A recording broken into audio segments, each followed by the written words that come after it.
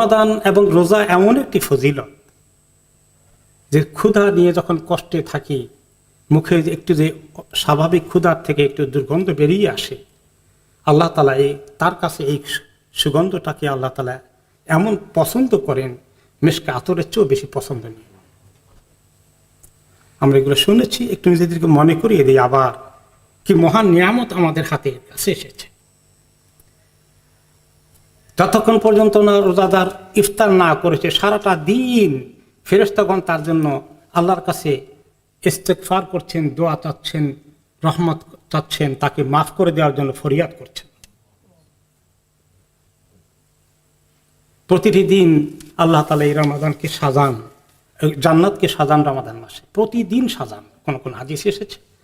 আর বলেন যে শোনো জান্নাত সময় হয়ে আসছে, অচিরেই আমার নেককার বান্দারা তাদের জীবনের সমস্ত দুঃখ